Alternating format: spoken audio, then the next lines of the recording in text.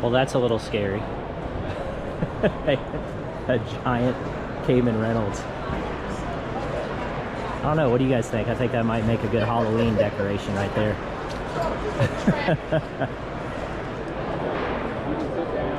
Well, I would certainly say that Hilco has the biggest display. They have this entire section back here. And it's very busy. Lots of bottling tanks. Got their extractors. Tremendous amount of woodenware. Looks like swarm traps. Oh wow, look at that.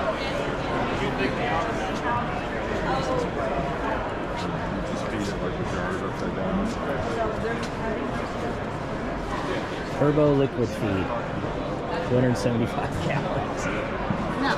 Holy cow. How big is this extractor? Lysin. How many is that? Oh, it's got a different control box on it though. Interesting. There's Mr. John Hill himself. Observation hives. Excuse me.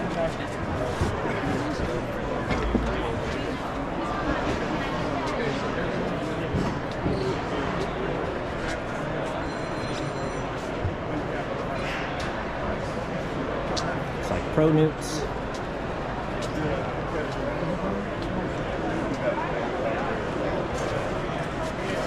Capping tanks. Jeez. I think John said something like he brought 3 semi-trucks here. Over 25 helpers, I think. Incredible. Very busy. And we have Apame here. If you've watched my channel, you know that I am a fan of their bottom boards for wooden hives. So that's what this one is. It's a pollen trap. I love the design on how you can easily close, open it up. Oops, mind your way. I'm sorry. Go ahead, no, you go ahead. Yeah, go ahead. Go ahead, good timing. See, bottom board and wood box is on it. Right. And if you want, you can screw it because we provide the screws with the bottom board. Okay. Like that. And our feeder just fits on it. Okay. Straight. I love their bottom boards, by the way. Really? Yeah, it's a pollen trap. There's a lot of advantages to it. You know, if you want to open your entrance reducers versus close it, you don't have to pull a piece of wood out, put it in there. You just slide those open and closed. If you need to close the bees up, you can fold this up, and they actually have a little handle here that'll turn down and mount.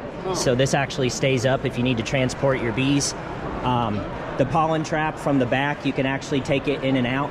Oh, so it's built in? It's built in. It's not a separate Right. piece of- And it's got a screen bottom board essentially, and then it's got a plastic insert underneath that.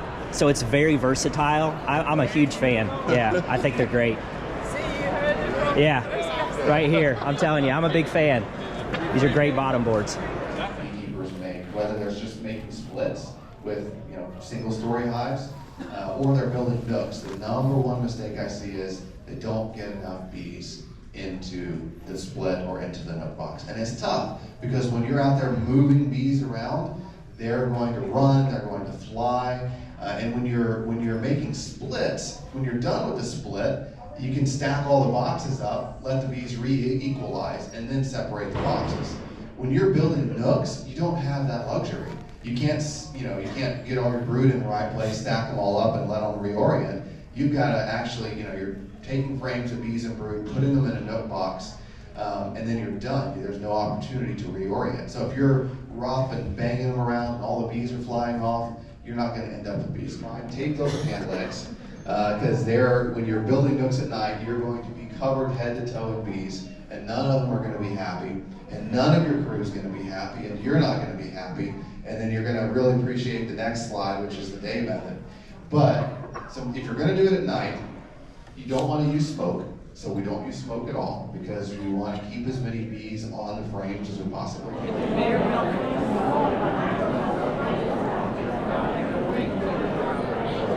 These are all the silent auction items. Lots of cool stuff. It's a much different year this year. Got people bidding on all of these. And those posters. You're out. And I'm like, I'm out like What bid on it again? Going to good cause. Some goodie baskets.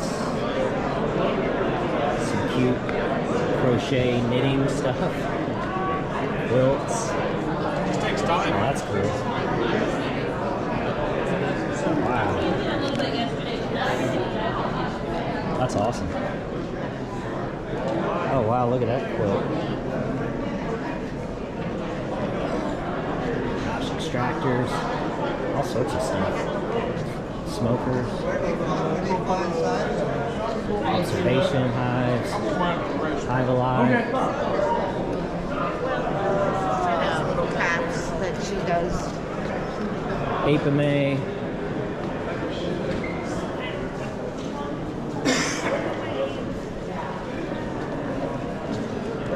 A lot of good stuff.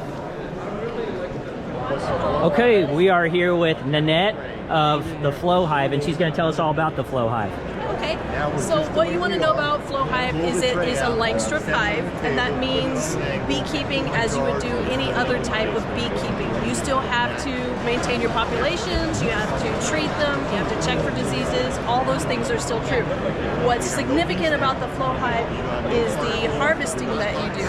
Because the harvest occurs from this box on top of the hive with bees walking across the frames, you don't have to lift this, you don't have to squish bees, you don't have to add extra treatments or chemicals in there to try and get the bees off of the frames. You can do the harvest right there in the field, and you don't have to lift all the weight of the hive. So that is very significant. What else is very unique about this style of harvest is that you can harvest one frame at a time. Interesting. So if you see that this frame is capped, you have to make sure all of the honey is capped for that frame, at least to 80%, right? And you can harvest just this frame while the bees are still working on filling out these frames here. So because of that, you can, if they're capping it off soon enough, you can get in there and harvest on a schedule and not have to add extra boxes on top that you're going to have And to we're lift. looking at the rear of the hive, That's correct? correct. Okay. So also you could come in and get honey ultimately without disturbing the bees or the foragers that are coming and going, correct?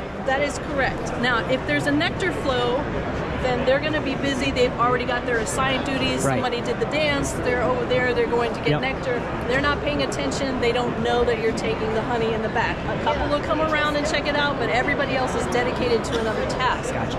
But if there's not a nectar flow, then you're going to have everybody is interested in what's happening in the back. So time your harvest appropriately, or make other considerations. This is a do-it-yourself piece of equipment, just some silicone.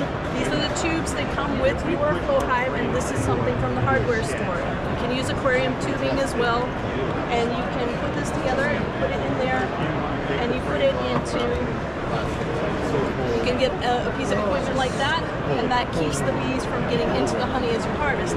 That doesn't keep the bees from being interested in what you're doing. It just keeps them from getting into the harvest. You can also do a bucket setup or something like that, but then you lose this one important factor. If you're doing individual frames, you can potentially get a different flavor from every frame. This is one harvest that occurs. That's wild. Yeah. So you can get different flavors in the same harvest. If you do it into a bucket, you're mixing it just like you would from an extractor. Because you can harvest in this way, you're having less equipment for the extraction, you're having less labor, you're having less time, and you have less boxes that you're going to. Are these stackable where you could put more than one? You can. Okay. So most of the Flow customers are only doing one box because you can harvest as soon as it's ready. but in some cases they're not going to cap it before they fill the box. Okay. In that case, you would want another box. So you could do multiple flow supers, or you can add this box to any other length strip equipment. Oh, okay. So you can add this straight onto the equipment that you already have. Interesting. So we have a man length box right here. Yep. And you can set it right on top of it, and it doesn't quite meet up because each manufacturer Sure, is different. it's slightly different. Yes. Yep. But it meets very close. Okay. And so the front over here. The front here, and this is our Cadillac edition here, so it has all the Bells and whistles. yes, all the fancy details. This is what they call the weather guard. This is a new I was gonna say edition. they even have a little front porch here with an awning, and It yeah, does. It looks like a little bistro. that's hilarious. So this is actually a functional piece of equipment because Okay. of the weather guard. It can reduce the temperatures at the front of the hive, Yep. which it reduces the effort that the bees have to put into cooling. Down below, we have this particular piece of equipment. And this is, as you would expect, a reducer. The original flows did not have an entrance reducer, Okay. and because of the gap here, none of the reducers would fit in there. Gotcha. So you can just get a strip of wood and cut it down and make your own, or you can get the new flow. Now, are these 10 frame or 8 frame? This particular one is a 10 frame. Okay. The originals are 8, and Okay. you can buy either 8 or 10 frame equipment. Very good. So up top, these frames are wider. So this is a close-up of what the inside of those look like. Yes. So this is wider than your standard frame. Underneath here are your standard frames. Ah, okay. Yep. Because this is a 10 frame and these are wider, this is only going to be 7 frames in the top. Okay. If you have an 8 frame here, it's 6 frames on the top. So if you want to see the mechanism, Yeah, the how it mechanism. works, Yeah, yeah. okay, it's very simple. There are 82 or 83 pieces in this here. You can disassemble it, but you don't want to unless you have to. Okay. It does go back together quite simply. Okay, so right now it's configured in the hexagon. You can see the kind of the combs. I don't know if you can see Yep. that. So there are gaps in there, and the bees will fill that in with wax. Okay. When you are ready to harvest, you go to the back of the hive. You pull it. There's a cap here and a cap here. You pull it out with your fingers. If it's stuck, you can use your tool. And pop it out with your tool. Okay. Don't lose those. You can get replacement parts, but don't lose those because you're going to want them again. It's in the box, and you set your tool in the bottom, right there. And when you turn it, sorry, I've got a bad angle here. We're fine. When you turn it, it goes from the hexagon position. It lifts every other layer. Did you see it? So it separates, so then the honey actually falls down. Yes. Almost like like that game on Price is Right, Plinko, you know, Yes, almost. yes, yes. Yeah, So yeah. it goes from this position to this That position. makes sense. Okay. And then gravity, Gravity hive does the is rest. Yeah. naturally slanted to the back. Okay. So gravity helps you to get it out. So Okay. in my area, which is Houston, it's very humid. The spring honey is very Has high very moisture. thin. Oh, Yes. yeah. High moisture Yep. content, very thin. It comes out. Comes really right fast. out. So for me, harvesting the six frame edition took me about 30 minutes. Yeah. Fall honey's a little thicker. Thicker, yeah. So 45 Takes a to little an longer. hour Yeah. to harvest in the fall. If you've got some place where your moisture content's like 14, it's not coming out. Wow. You have to kind of heat it up and get it to go. So if Interesting. you're in a very low moisture environment, it's going to take a long time for it to come out, and you may have to do other steps to get it to come out. Interesting. Okay. So good to know for people. That is in good to those know. environments. Yep. It can be done, Okay. but it may not be as convenient, and you've lost that convenience factor of harvesting right there. on Yep, the that side. makes sense. Yeah. So the flow itself, wrong side, has other side here. levels built into the side. So we want the hive to be inclined to the back where the harvest occurs. It has a level built in here. Oh. Yep. So you see it's not level right now, it's actually slanted Slanted towards the front. Yeah. But I get the concept. You could adjust the legs Yes. to have it angled towards the back. Yes, and when you adjust it and the bubble is in the middle, it's already at the angle that Oh, you need. okay, okay. So it's already built in that factor right there. These have ant guards in here. Oh, okay. So this is an accessory. The legs are an accessory. Okay. But they are ant guards, and they help you to level the base so you don't need the stand. Does it use water, or how does it guard the ants? So that's going to be your choice of material. Material. You have to add it. If you use the water, it's going to evaporate faster. Okay. Especially in my area, it's super hot. If you use the oils, it's going to stay there longer. Okay. All right. Different wood options are available, but the mechanics are the same across the full hive. A Flow 2 has extra accessories, which include something to climb down the roof, and you have 2 windows with the Flow Hive 2. All right. But in general, that's all it is. Very cool. All right. Well, thank you for taking the time to show us this. I appreciate it. Thanks for stopping by. All right, Mike, give us your spiel on what we're looking at here. So you're beekeepers? Yes. You like heavy lifting? No. No. Strong back, weak mind. Yeah. There's your brood chamber. I didn't have to lift a darn thing. It's almost like cabinetry meets beekeeping. Close to it, yeah. So when these pull in, now here's your honey super. So the heaviest thing we lift is a frame of honey. Okay.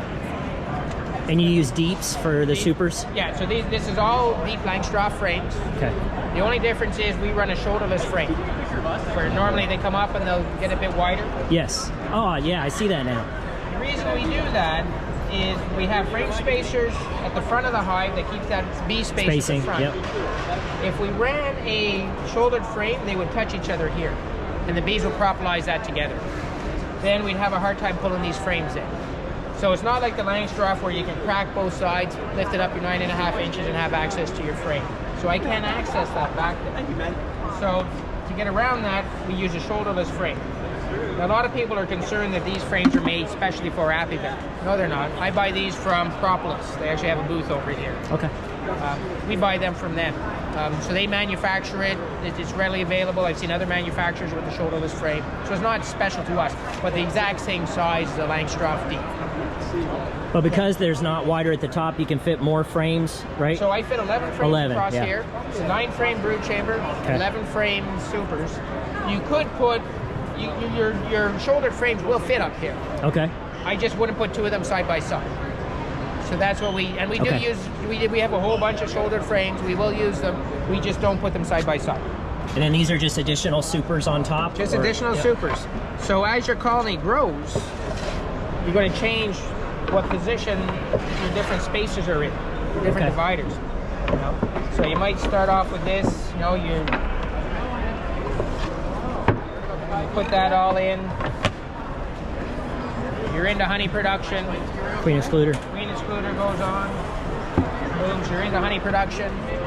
You know. Is it top heavy at all? I mean, how is it anchored on the bottom, or how is it supported? So this is actually mounted to a mounting panel. Okay. The mounting panel is like that front one there, that panel, and this actually goes inside a building. So this is not freestanding. This has to go into some sort of structure. Okay. Okay. So this will be mounted in there.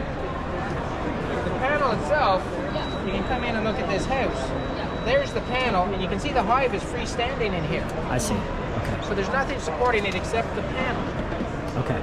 So you have lots of storage room in these houses.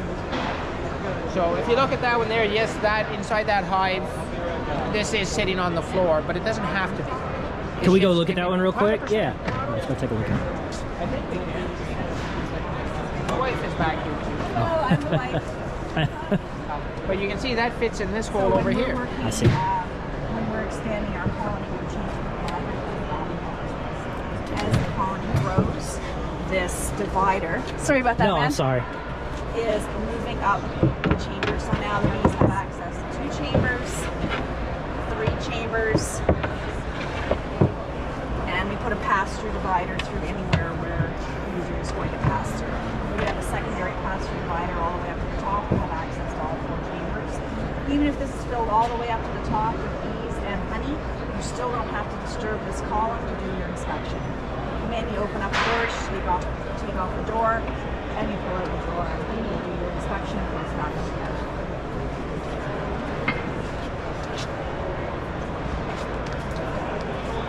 So this is where your bees are coming and going, is right down here. Okay. This is an entrance reducer. Ah. So that's their main entrance. So then we do the work on the back side. On the of it. back side. And it looks like you can shut this up almost like a cabinet, right? It is. So Yeah. those doors all close up. Okay. One of the neat things with this is, because of the screened doors, once the bees get that hot air moving, that hot air comes straight up and out, and that creates in here a natural chimney for that hot air to come up and out. So we end up with honeys down to 14.5%. Oh, wow. So the bees have less work to do to dry that honey out, dry that nectar out. Yeah, that's some thick honey. It is. And where are you guys located? We're just north of Ottawa in Canada. Okay. Awesome. Okay, well, thank you for showing us. I appreciate it. You're welcome. Have yourself a great day. You too. Hog half-cone frame, which is built to accommodate these cassettes. And that's going to allow you to get all those little gaps filled in on the next honey flow, once you've harvested the majority. No, you know what I do on the unfilled sections? I cut them in half, and I've got half boxes, 2x4s. Oh yeah, you're right. You just slide them into there. Yep. And so these are, is this extra wax in here? Yeah, so that each of these, it's embossed plastic, which is the foundation they build on, and then it's hand waxed by the manufacturer, whose booth is right next to us. So, I don't know if Herman's there right now, but yeah. Okay, and so the 8 frame is... What's that? The 8 frames are 124, and the 10... That was 129, that's right. 129? 129. And then the replacements, all right, so it won't be 130. Your replacements might be 90 to 100, something like that. What's the label set? Label set is going to be these blue labels or the red labels plus the gray label that goes on the back that basically tells people not to cut that because otherwise they won't be able to open and close the lid. Okay. So, David, I have a question. Yes, sir. I've had 2 of these for 3 years. Yep. And I have not had success. How have you used them? Have you just put them on like regular supers at regular super in times? Yeah, I think my first mistake, I'll admit to it, I put it on top of a colony, and then I put another super that had drawn comb on it, Right. You know, so they didn't touch it. Right. Shame on me. Yep. I put it in the freezer through the winter time. Yep. Last year, I put it back on a strong colony. It's the only thing I gave them. Yep. No other option. Yep. They drew out maybe 4 of them, 5 of them, and that was it. When did you put it on? At the beginning of the flow. And what's your flow, or what's your spring flow? What is it? Is it May? What's our spring flow? So red buds in April, and then we May. pick it in May, and then we'll go through part of a little bit of June. Okay. So I feel like I must be doing something wrong. So it could be a matter of timing. Not in every location will you have a strong enough flow that you can get them to both build the wax and build the wax and cap it, get it all start to finish in a nice neat week and a half of flow. So I guess you can hopefully, like Josh is saying, if they just built out a little bit, you can just freeze it and leave it and try to bring it out. Now the issue is you're buying this as a pack that's all taped together again, so you can't do it piecemeal under the original system. That's why he's developed this frame. So if you swing around here, I'll show it to you. Yeah, please. So we go through. We've got what they've built out. We've harvested it. We've sold it. We're happy with that. But we've got all these little extra bits that we've been saving, or that we can get them to fill up on another flow. This thing right here snaps together, and that forms the hog half-comb frame system. So now I identify the 8 that still need work. I can slide that in there, snap these 2 together, and I can put this right in the middle of one of my regular supers full of frames that I'm going to run through my extractor. So now it's only 8 frames of comb honey they have to work on.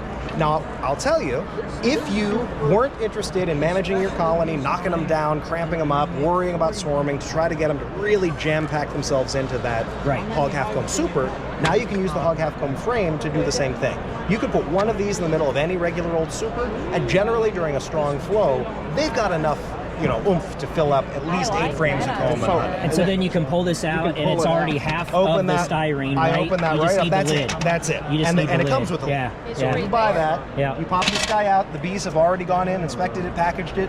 You take this, set the lid on top, put it into your freezer for 24 hours to kill small hive beetle eggs, bring it back out, and now Bob's your uncle. You're ready to This package is it like and sell it. it's similar to the simple comb, but it's honestly this is a lot easier. They both have great advantages. The simple comb is a nice way to use as little material as possible to get a very small amount How of much is this, comb honey. David? When we're doing This guy right here is $39 for the frame.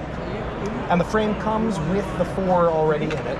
And as I said, each of these, and the covers to go with it. Each of these is already waxed. This is pure beeswax that they're waxed with. Okay. And so the bees are not going to have to go, and that's the struggle with other comb honey systems, is that you sometimes have to go do the waxing yourself. Yeah. And do you do it right? Well, and that's with the simple comb, you have to do the wax yourself. Right. And I was just thinking, just because of the way this is packaged, it just drops right in there. That is pretty simple, I would say. So there's 8 here, so 20. Well, that's 2 frames. Yeah, so Well, you 20, get 2. correct. per. No, Yeah. well, no, this is 1 frame. The frame is that Oh, you combined get 8 unit. in 1 frame. Correct. Yeah, that's what I'm saying. Correct. Okay. $160. $160 for a $40 purchase. Yeah. And it's a business proposition, right? Right. Herman, how many sections of comb honey did you make last year? I average 3,000 a year. And what do you sell them for, ballpark? I wholesale them for He said 11, 3,000. and I retail them for 15. All right, so he's selling them at 15. He's making 3,000 a year, and If I had 3,000 I needed to get rid of, I probably would too. But he's selling the system to help other people learn how to make comb honey and sell the comb honey themselves. What's the advantage So of this versus just buying this system? Is it really advantage? if you want to produce it at scale, this is going to be great. This is 1 super's worth, as long as you manage the bees right, that they're going to fill up with 40 comb honey sections versus 8, which is taking the space of two frames. Whereas if you've got that system, this is a really good add-on for it. So if I want to make a little comb honey for gifts for my friends, one of these is enough for me to get me through the season. If I want to make and sell a lot of comb honey, that's probably the system that I'm going to want.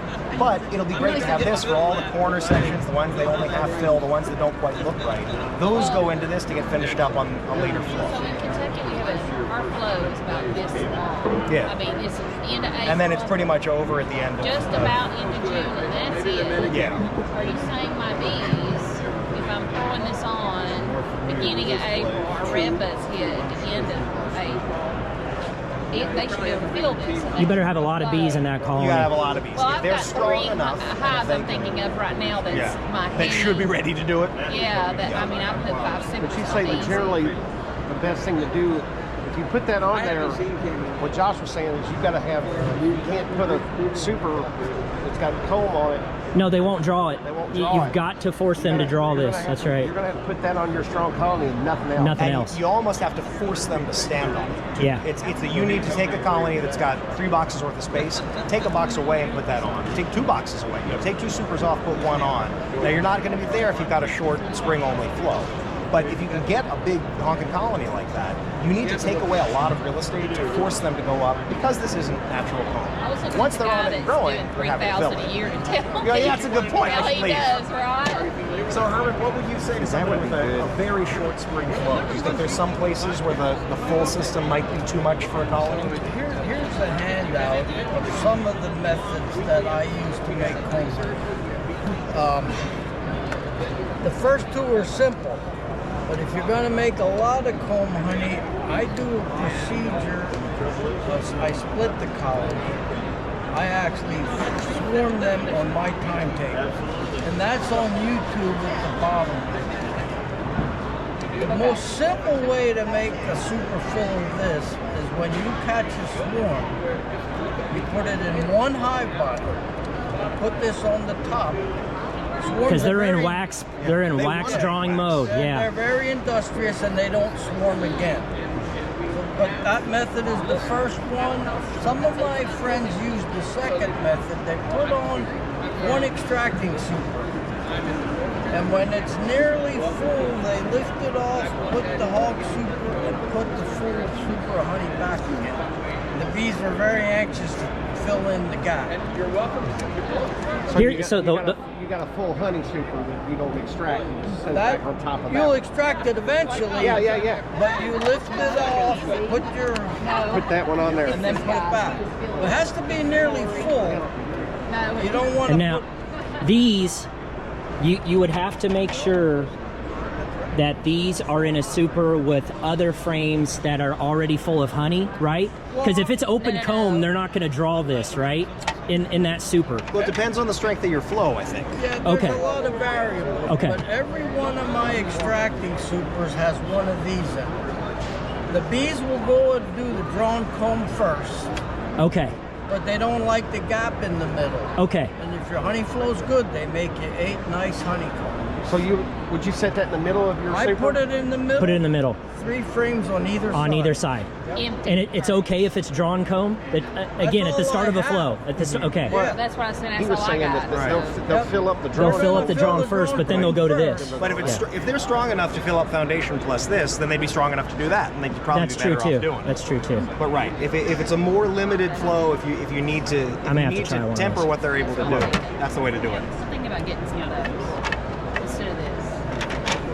Lean towards that. I really, really, really need comb honey to sell at the farmer's market because I can't keep it. It does. It's a little. I just get asked constantly. I got a jar of honey at home and said, "Do you have one of these?" Exactly. No, thank you, David. That was awesome. Thank you. This. Take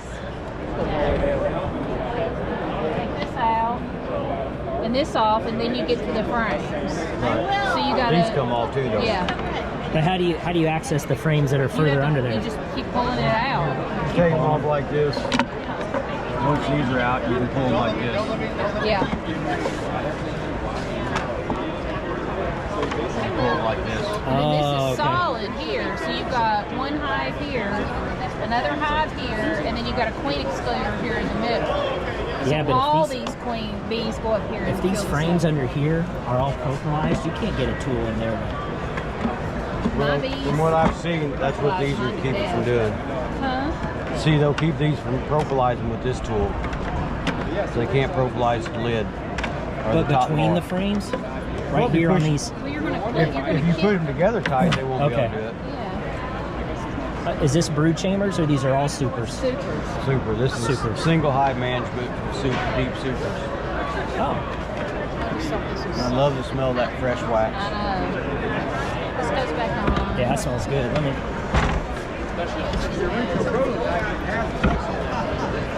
The original from a few years ago did not. But then we started with the flexi. I think that goes the other way. Yeah. Listen to this gentleman here. Okay. Oh yeah. Can I pull this off? If you want to see inside one, there's one right there. Is there one there? It's already open. You can get in there all you want. All right, let's go over here. It works. It works well. Yeah, no, go ahead. This one, you can open Hello it there, up. guys. How are you? See what's like inside. Checking out your hive here. Awesome. So queen excluder is underneath here? Underneath this box. So there's 2 queen system. There's a divider here. Divider board. So you got one half here and one half over here. Got it. So you're gonna fit 8 frames in here then? 10. What we were talking about is leave this. Yeah, 5 on one side, 5 on the other side. You're gonna make one that has an 8 frame. Laura and I were talking. So you put your Vivaldi board on there. They got we've talked about making a shim here. Because your Vivaldi board's got a for hole. those people Well, as long as, I think Kent told me, as long as your queens can't intermingle, it's honestly okay if the worker bees intermingle up here in syrup. They really won't go to war or anything like that. Sure. You just got to keep the queens I separate. know there's a lot of people that already have 8 queens. Workers are together. There you The go. idea behind Case this the is point. that everything. If you already be able to feed them, though, you once got you to put buy feed this, here and you have feed everything here. else that The you don't Vivaldi need to board's buy right in the special middle. Well, frames. No, that circle would sit right span. there. That's right. Yeah. So they could still access. They could. You wouldn't have to drill another hole. That's right. Josh was right. Selling Put your people Vivaldi the board plans there, and and the half the hole is on this side, and half is on that side, and They'd have access to both. The workers would intermingle, but who cares? The queens can't get to each other. Considering your shipping costs. And they would share warmth, just like a overwinter nuke. It's not what we want to or do a on year resource one, colony. It's in the Yeah, because then the shipping to sell the parts. Pull that up. You'd have to. Yeah, there's queen excluder right there and a divider board. I mean, you need a little bit of skill, but you don't need a lot of skill to basically take a traditional hive and convert it all to the way to this. your honeysuckle. Yeah. Yeah, that makes sense. But somebody like me and say, All right. hey, you want to buy But you would- would Would you take that out though in the winter so she would do? assembling them locally. You would take this out in the winter so she Well, could. there's different, Expensive ones. 2 different ways to do it. All right. But it's amazing that One way is when we harvest, down to here and then we stop. So you leave We honey on. figure whatever's in here, the 5 frames are in here are theirs. They can keep it. All right. Now, I just had a lady come up and said, no, I'm going for honey. I want every drop of honey I can get. I take all the honey and then I feed. Okay. All right. If you want to leave the frames and let them have it, what we do with this is we take this off momentarily. Remove this. I'm convinced in 2 years I should definitely. Now you notice how we have this cut and grooves? That allows this divider to sit down in that groove. Then it's set. and it maintains a separation between this side and this side.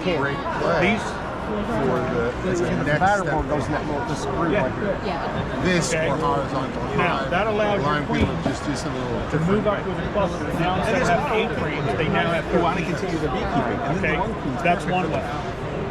The other way is don't take out your queen excluder, leave it there. This is for the honey producer. Put your feed right on top.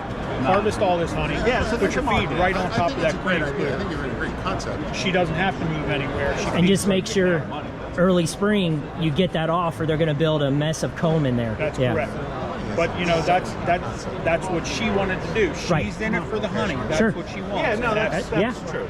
You know, so it's everybody has their own methods. Exactly. And everybody You can even leave the honey on there and just make sure. It is a good concept. And it's a good product. If they want to come out, 6 years. Right. That's the first follow way. the Right. cluster. Let her come up with A lot of new products that are not. And then if you get to late February, early March, you go out there and start lifting your bike. All of a sudden that thing is light. Now you know you got to do something. I'll remember. You know. I'll do it justice. You can add another empty box on top of this and put feeders in that if you need to. True. Congratulations. Thank you so much. You could leave the queen excluder on, put a piece of newspaper there, and dump a 5-pound bag of sugar in there. Yep. Well, that's what I was saying about that. Josh says, if you got a Vivaldi board, that hole sits right there, and you put a feeder brick on top of it. That's right. They can come and eat both sides. That's what I would do. As long as your queens don't get together, that's the only thing you got to worry about. I'd leave the frames in here. Put your Vivaldi board right on top. Put your fondant or your patty or whatever you want right there over that hole. Feeder brick. Bees have access to both, but I would not allow my queens to intermingle. And see, that's what I was asking. So that the divider board right here. A single hive bee. Correct. Well, each side is single. Each one's a single. You're not running frames than what's down here. Correct. So this would be perfect for you. Correct. Well, now, I during run the double season, Ds. during the season, you're going to be running 8 frames, single protein. During swarm season, right? You're going to want, you can put mediums or anything you want on here. Yeah, you can always get one copy. Because the goal is once every 10 days, 2 weeks, depending upon how fast your queen is laying, right? You don't want her to fill up in swarm. So, on a regular basis, during swarm season, you're going to come in here, just open the door, come in here, you're going to pick out 3 or 4 frames. You're going to go in that top box. The ones you put up there the last time you were in here are hatched out now. Take those empties, give them back to her. These brood up top. These are the first. Okay. There's no reason for her to ever swarm because she's never getting filled. She's never getting crowded because you're trading frames. Could you do it down here, like use kind of like a resource hive? That's exactly right. Yeah. You could just remove the queen excluder, and this could be your double D. You could just keep. This could be a brood area. You have 8 here and like 5 here or 4 here. The only thing is, if you want to get that queen, you want to look at her or check anything, you have no access to her if she's up in here. Now you've got to start removing boxes. If you keep that queen excluder there, you never have to remove a box. You don't have to lift the box. That's a good point. Okay, and that's the principle behind this project. So is that you can maintain either a 2 queen or 1 queen hive. So that's your, never lift the box. so that's your notion of putting a super up high. So you just trade for the top box. If you want to keep stacking mediums here for honey supers, that's okay. Just keep 1 deep on top, just for no other reason but to trade the frames. Okay? And even after swarm season, if you want, you can keep trading frames. You don't have to stop. You can push these queens. They will make massive amounts of bees with 2 queens being pushed like that. We filled 7 to 10 frames each. See, it's almost kind of like like I said, like a resource hive. You can use that extra box if you had a week. You got a full frame full of brood. I don't know where the fellow was just standing here. It's George. So pushing it off to your individual states. We are now, if you saw Charlie Linder speak this morning, we are now pushing to get in the farm bill to allow beekeepers to use off-the-shelf generic oxalic acid.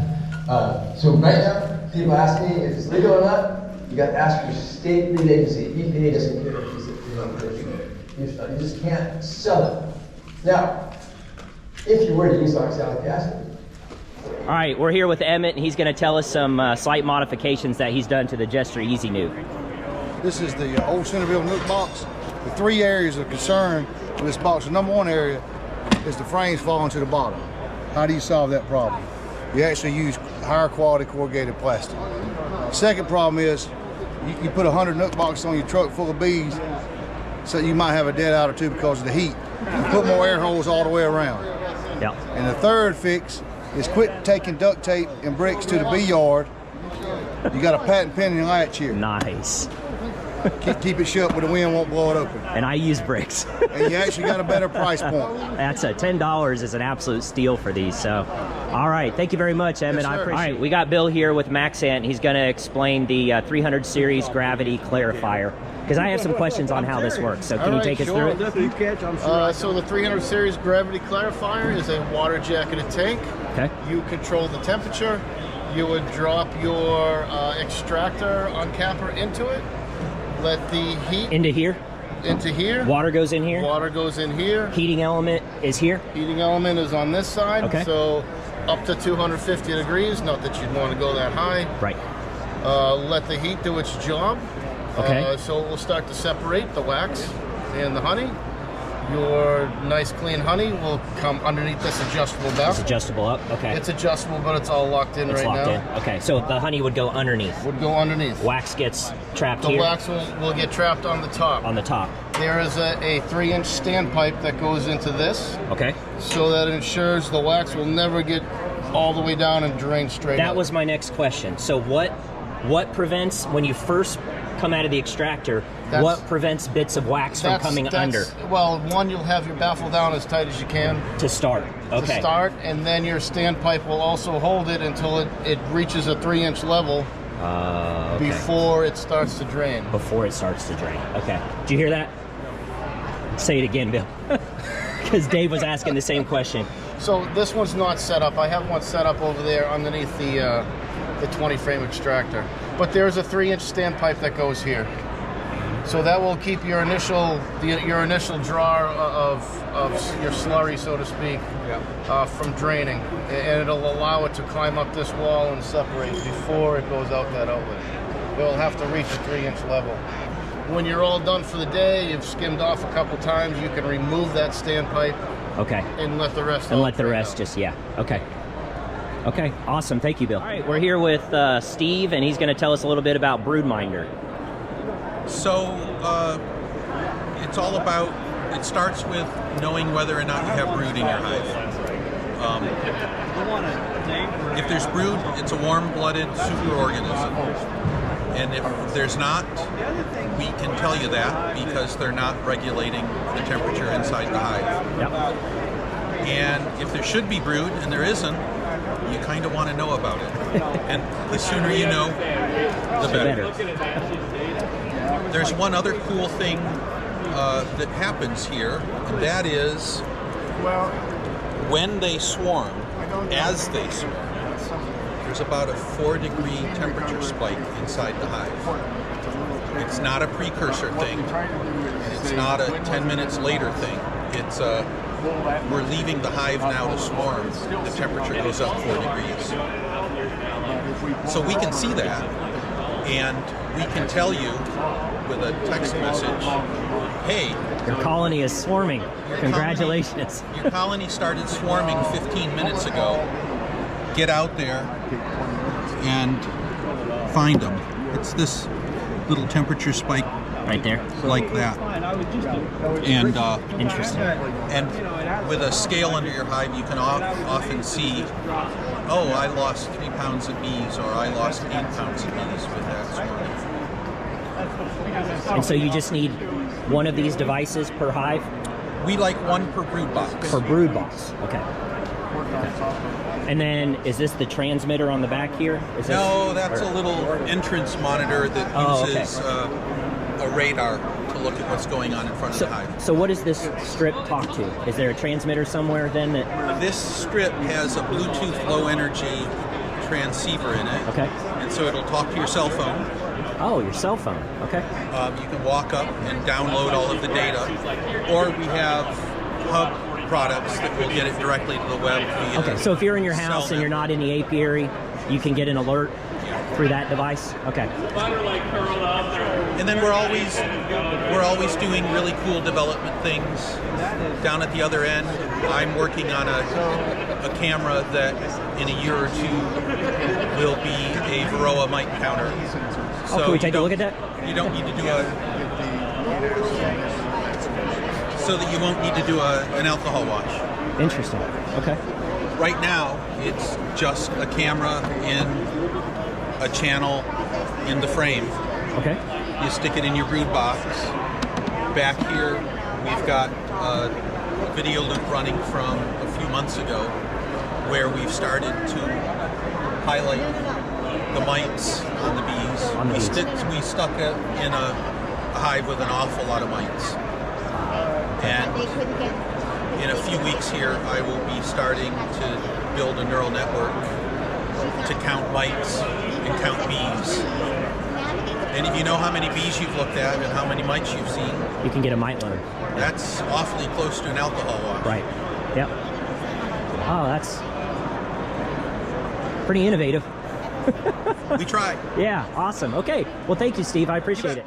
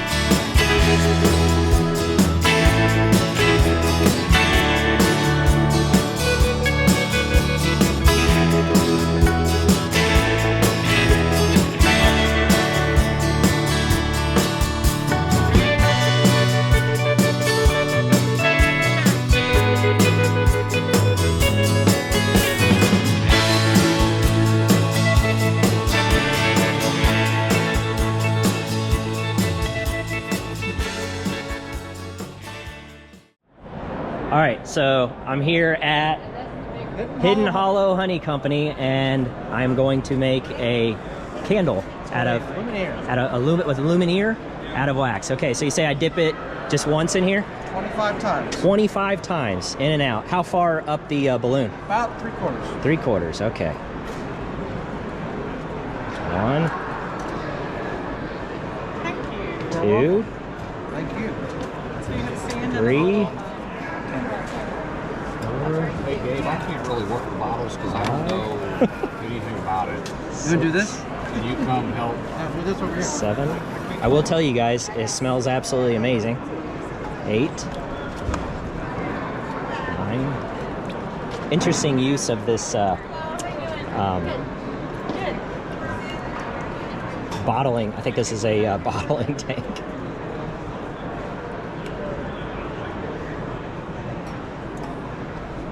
Smells amazing. Right? 13. He said 25 times, right? Yeah. 15. 16. Did she tell you a bit about this? No. Could you tell me? Yeah. So this please. This is our 14-liter wax melter. Oh, it is a wax melter. It is a wax Okay, it looks melter. like a bottling tank. It's kind of a mini bottling tank, but we use it for the wax. It's double jack wall. Water jacketed? Water jacketed. There you go. Double walled. Double walled. Okay. And you can actually fit a pail of honey in it. Really? Yep, 5-gallon pail. Fits right in. You can warm up your honey that way. Awesome. Yeah. Okay, I think I have 2 more. I've been counting correct. And where are you all located? So Dancing Bee is located in Ontario. Oh, you're from Canada? Yep. Awesome. And we've partnered with Hidden Hollow Honey. Okay. And so they're in Indiana, Oh, that's right. Okay. Where in Indiana, Gabe? Waynetown. Oh, he's eating. Sorry.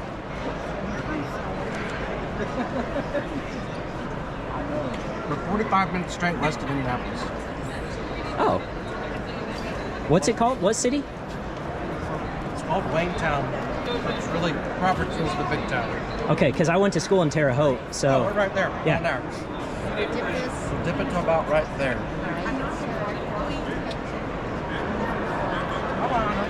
So there it is. I think it's got to sit there and dry for a while.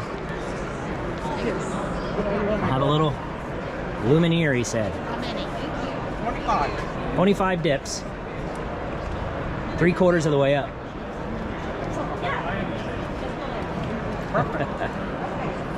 Keep it up. All right, thanks, Gabe. All right, we're here with John with JL Apiaries, and he's going to tell us about his bucket alarm. All right, this is an alarm that keeps you from overflowing your bucket. If you come in closer, you can see how it works here. As the bucket fills up, the alarm will set off, telling you your bucket's getting full, warn you to shut it off. We have different sizes here, depending on how full you want your bucket. I'll kind of show you here. Here's some different sizes we have to suggest. Gives you a peace of mind so you don't overflow that bucket and waste all the honey all over the floor. Awesome. That's great. Because, you know, sometimes you get so busy, sidetracked, loading your frames and everything, then you turn and look over there and you got honey that's overflowing, or you've got wax that's getting into your honey because you've let that build up. It's a self-contained unit. It's got a 3-volt cell battery. Okay. I've tested it 20 hours, got tired of hearing it, so I shut it off. It's got a 5-year shelf life. A little protector here to keep it from going off in the bag. It's ready to go, self-contained. Okay, John, and if folks are interested in purchasing this, do you have a website, or how do they they reach out? JLApiaries.com. Okay. All right. Fantastic. Thank you so much. I appreciate it. Thank you, sir. Well, things are certainly winding down here, folks. A lot of the vendors are starting to pack up their stuff, having some of the final presentations that are currently going on. I think we still have Bob Binney that's going to be speaking. I think his is 8 hives to 800, how to grow your apiary. Who else do we have left? I think maybe Randy Oliver has one left. He gave a really good presentation on Varroa recently. But like I said, if you came to the conference and you purchase a ticket, you have access to all of the videos indefinitely. So I kind of tend to stay in the trade show or around the trade show because obviously I can't see this stuff or purchase this stuff later, but I can go back and watch the videos later. So that's just my personal philosophy. So, but yeah, another fantastic, amazing conference in the books, 2025. Cayman and his wife and team absolutely knocked it out of the park again.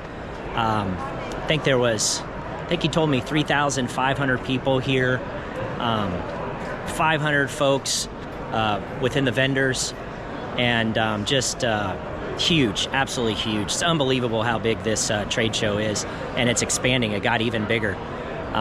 They knocked out another section here compared to last year. I forget exactly how many vendors he might have told me, but no shortage of deals, folks. I'm telling you right now, the ticket price itself easily gets paid for in terms of all the amazing deals. And if you stick around till the end, a lot of times the best deals can be found today on Saturday. because a lot of these vendors don't want to load up all this heavy stuff back into their trucks and take it all the way back to their business in whichever state that they're in. So some of the best deals can really be found on Saturday. But yeah, not as many folks in here. I think everybody's really kind of starting to wind down. I think folks are tired. It's a lot of fun. There's so many cool things to see, but it's also somewhat exhausting at the same time because it's just overload. There's just so much to see, so much to tinker with and look at, so many deals to be had. You know, I was joking with some lady. I said I handed over my credit card for God knows how many times, and I said, be careful, that thing may spontaneously burst into flames. It's been used so much. So, but yeah, I mean, we really just kind of, at least I do, I kind of wait till this conference to be able to just try to find these really good deals. And, because they're everywhere. They really do such a good job, taking care of us beekeepers throughout the year. So, oh, okay, I guess I got to go, so I want to wrap this up. I'm being pulled over here. But yeah, thanks for watching, everybody. Hope you have a wonderful 2025, and I'll see you again soon.